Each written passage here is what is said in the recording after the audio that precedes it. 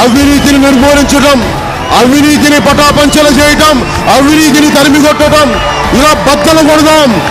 జీవితాల్లో కాంతిని తీసుకొద్దాం, మన ప్రజా జీవితాల్లో వెలుగును తీసుకొద్దాం.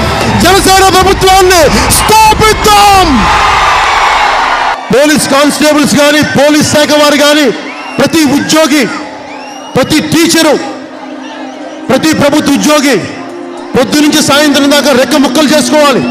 ఒక 10,000 సంపాదించాలంటే పిల్లల్ని పోషించాలి. మరి ఒక్కొక్క రాజకీయ నాయకుడు ఏం చేశారని వీడికి ఇంత సంపాదన? వేల కోట్లు సంపాదించుకుంటారు, మళ్ళీ ఎక్కి ఆ డబ్బులతో మన జీవితాలను చిత్రం చేస్తున్నారు, తొక్కేస్తున్నారు. నేను ఒకటే కోరుకున్నాను, ఎంతకాలం జరుగుద్ది ఈ దోపిడీ? ఎంతకాలం భరిస్తాం ఈ అవినీతిని? మారుతారేమో మారుతారేమో మారుతారేమో అని చూస్తే వీళ్ళకి మారే తత్వం లేదు, మారే బుద్ధి లేదు. వీళ్ళకి సమూలంగా ఒక వరదలాగా, ఒక తుఫాన్ లాగా ఈ అవినీతి రాజకీయ నాయకుల్ని తల్లి తగలేద్దాం, తల్లి తరిమేద్దాం. సమాజాన్ని నిర్మిద్దాం. ఒక సరికొత్త బాధ్యతతో కూడిన రాజకీయ జవాబుదారీతనం వ్యవస్థని తీసుకొద్దాం. మా అమ్మ అంది, మనకెందుకు రాజకీయాలు? చిన్నపాటి కానిస్టేబుల్ కుటుంబాల నుంచి వచ్చిన వాళ్ళు మనకెందుకు నాన్న ఈ గొడవలు అంటే, ఆ మా అమ్మకు ఒకటే చెప్పా, నీ కొడుకు బాగుండాలి, మిగతా బిడ్డలందరూ చచ్చిపోవాలమ్మా. నేను చస్తాను, మిగతా బిడ్డలు పోవాలా? నేను ఒకటే అడిగాను, నా దేశం కోసం, నా సమాజం కోసం, నా తెలుగు జాతి కోసం, మన కోసం, అరే నీ బిడ్డని త్యాగం చేయి, వదిలే, నన్ను అడ్డుపట్టకు, నన్ను ఇబ్బంది పెట్టకు. ఈ తల్లి సెంటిమెంట్తో నన్ను సాగుకొట్టుకోమని చెప్పి 2 చేతులు పెట్టాను.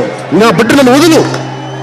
మా అమ్మకి 2003లో గొడవ పెట్టుకుంటే 2018కి మా అమ్మ అనుమతి ఇచ్చింది. విపరీతమైన పేదరికం ఉంది. దిగువ మధ్యతరగతి కుటుంబాల నుంచి వచ్చిన వాడిని, కష్టాలు తెలిసిన వాడిని.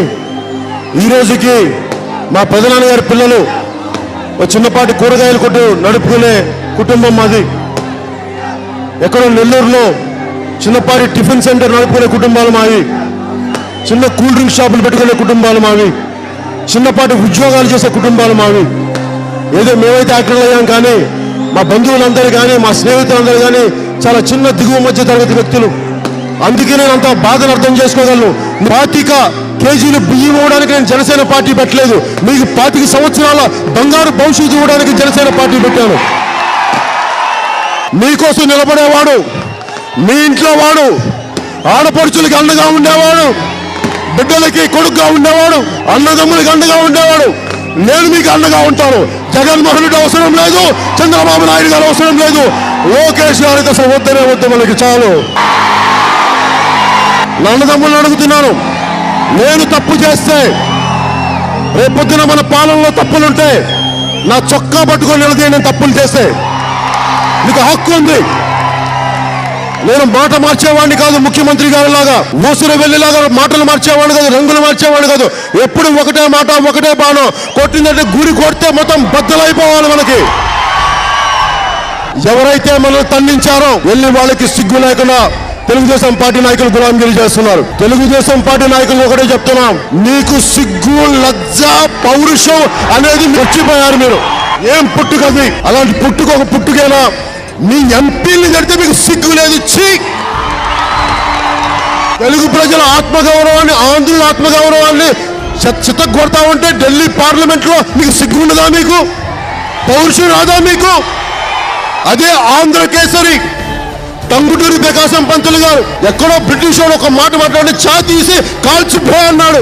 ఏం మీకు అంత సిగ్గు లేదా? మీకు ఆంధ్ర కేసరి తాలూకు పౌరుషం లేదా? టంగుటూరి ప్రకాశం పంతులు గారి వారసులు కాదా మీరు? అదే పొట్టి శ్రీరాములు గారు 56 రోజులు నిరాహార దీక్ష చేసి సంపాదించుకున్న రాష్ట్రం ఇది. అలాంటి రాష్ట్రాన్ని మీరు ఉత్తర భారత నాయకులకి, కాంగ్రెస్ నాయకులకి తాకట్టు పెడతారా? మన ఆత్మగౌరవాన్ని. వాళ్ళు ఉద్యోగాలు ఇవ్వరు, స్పెషల్ కేటగిరీ స్టేటస్ ఇవ్వరు, అడ్డగోలుగా విభజిస్తారు. ఈ పౌరుషం లేని తెలుగుదేశం పార్టీ వల్ల మన ఆత్మగౌరవాన్ని దెబ్బతింది. అందుకని తెలుగుదేశం పార్టీని సమూలంగా ఆంధ్రప్రదేశ్ నుంచి తరిమేద్దాం. మన తెలుగుదేశం పార్టీని. మనకి జనసేన పార్టీ కానీ లేకుండా ఉండుంటే మీరే చెప్పండి, ఈ రోజున తెలుగుదేశం ప్రభుత్వం స్థాపించేదా?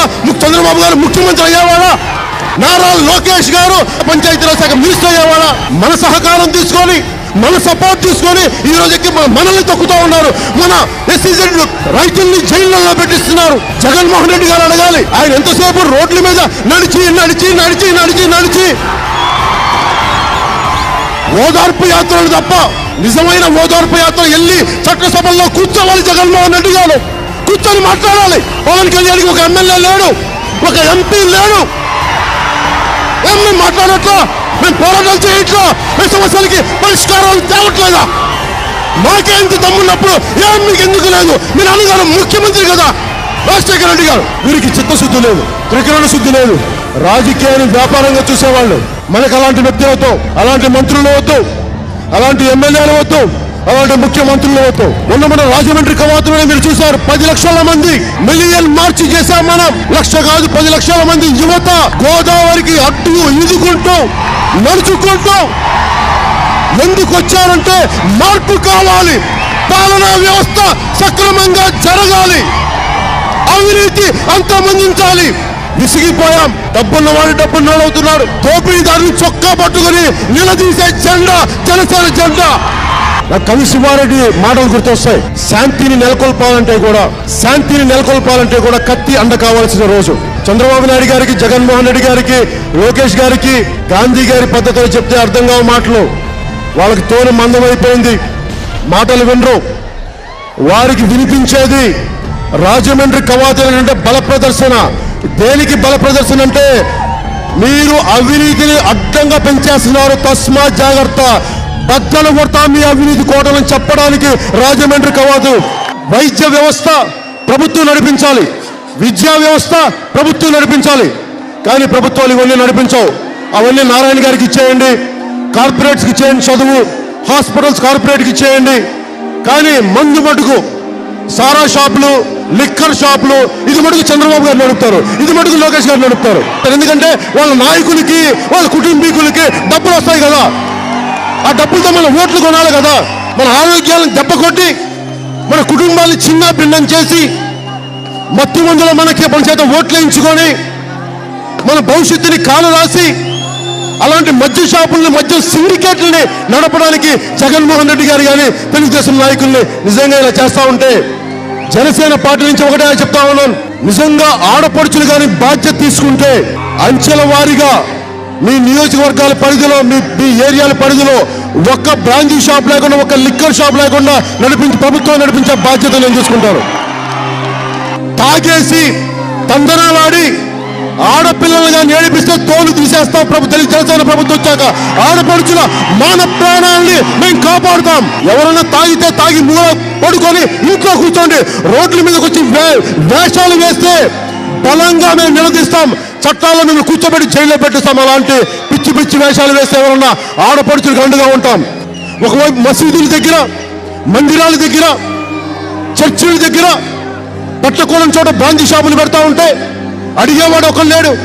ఏం జగన్మోహన్ రెడ్డి గారు చెప్పొచ్చుగా, మీరు బైబిల్ పట్టుకుని తిరుగుతారు కదా, జీసస్ని గుండెల్లో పెట్టుకుని తిరుగుతారు కదా, ఏం బ్రాంచీ షాపుల గురించి మీరేం మాట్లాడరు? ఎందుకు మాట్లాడరు మీరు? అన్ని మతాలని, అన్ని ప్రాంతాలని, అన్ని కులాలని గౌరవంగా చూసేవాడిని, సమానంగా చూసేవాడిని. నాకు కులం లేదు, మతం లేదు, ప్రాంతం లేదు, నాకు మానవత్వమే నా మతం. మేము భూసేకరణ చట్టాన్ని, ఇరిగేషన్ ప్రాజెక్ట్స్ లో భూములు కోల్పోతున్న రైతులందరికీ 2013 భూసేకరణ చట్టాన్ని జనసేన ప్రభుత్వం వచ్చినప్పుడు ఖచ్చితంగా దాన్ని పాటిస్తాం, అమలుపరుస్తాం. మీరు కనుక వైసీపీ నాయకులకి అండగా ఉన్నా కానీ, తెలుగుదేశం పార్టీ నాయకులు మాయలో పడినా కానీ ప్రతి రైతుకి నేను హెచ్చరిస్తా ఉన్నాను, ఎన్నికలకి తెలుగుదేశం పార్టీ వస్తే మీ భూములను లాగేసుకుంటారు, మొత్తం కబ్జాలు పెడతారు, మొత్తం ఎస్సీజెడ్ల పేరు మీద మొత్తం వాళ్ళ సంబంధిత వ్యక్తులందరికీ అంటగట్టేస్తారు. అందుకని జాగ్రత్త, తెలుగుదేశం పార్టీ వస్తే మన భూముల్ని మనకు కానివ్వకుండా చేస్తారు. Pawan Kalyan CM CM CM CM అంటే పవన్ కళ్యాణ్ సీఎం అవ్వడు. పవన్ కళ్యాణ్ సీఎం అవ్వాలంటే మీ ఓటు అనే ఒక ఆయుధాన్ని బలంగా బ్యాలెట్ బాక్స్ లో గుచ్చండి, జనసేన ప్రభుత్వాన్ని స్థాపించండి. అప్పుడు అవినీతి రహిత పాలన ఎందుకు రాదు నేను మీకు చేసి చూపిస్తాను. ఎవరు అడ్డం వస్తాడో నేను చూస్తాను. ఒక మైనింగ్ వాడో, రౌడీ ఎమ్మెల్యేల అవినీతి అధికారుల నేను చూపిస్తాను మీకు. మీరు నాకు ఓటేయకపోతే నేను ఇంత చేయగలిగిన వాడిని. రేపొద్దున మీరు నాకు అండగా ఉండి ఓటేసి జనసేన పార్టీకి నేను మీ కుటుంబాలకి, మీ బిడ్డలకి, మీ ఆడపడుచులకి, మీ అన్నదమ్ములకి, మీ అక్క చెల్లెలకి, మీ తరతరాలకి మీకు అండగా ఉంటాను. నేను ఒకటే నమ్ముతాను, నా జీవితంలో చాలా కష్టాలు చూసిన వాడిని, దెబ్బలు తిన్నవాడిని, దశాబ్దం పైన ఓటమిని చూసిన వాడిని, అధాపాతాళానికి వెళ్ళిన వాడిని. నేను ఒకటే స్మరించుకుంటాను, కష్టాలు వచ్చినప్పుడు, కన్నీళ్ళు వచ్చినప్పుడు, రాహువు పట్టిన పట్టొక సెకండు అఖండమైన లోక బాంధవసలు లేకుండా పోతారా? మూర్ఖుడు గడియారంలో ముళ్ళు కదలలేకుంటే ధరాగమనం అంతటితో తలకిందైపోతుందా? ధనుజు లోకమేకంగా దారి కట్టంగా నిలుచుంటే విశ్వ సృష్టి పరిణామం విచ్ఛిన్నమవుతుందా? కష్టాలు వచ్చినప్పుడు బలంగా ఉండండి, మార్పుని కోరుకోండి. ఆ మువ్వెన్నెల జెండాను చూసినప్పుడల్లా మీకు రోమాలు నిక్కబడుచుకోవాలి. ముఖ్యమంత్రి గారు భారత్ మాతాకి జై అన్రు, జగన్మోహన్ రెడ్డి గారు భారత్ మాతాకి జై అన్రు. ముఖ్యమంత్రి గారికి కానీ లోకేష్ గారికి కానీ ఒక్కసారి చెప్తా ఉన్నాను, మీరు జాతీయ జెండాని మోసే నైతిక బలం ముఖ్యమంత్రి గారికి కానీ, జగన్మోహన్ రెడ్డి గారికి కానీ, లోకేష్ గారికి కానీ మీకుందా? అంత నైతిక బలం, అంత నైతిక బలం మీకుందా? పవన్ కళ్యాణ్కు ఉంది, జనసేనకు ఉంది, జనసేన నాయకుడికి ఉంది, తెలుగుదేశం నాయకుడికి ఉందా? మీకు ఉందా?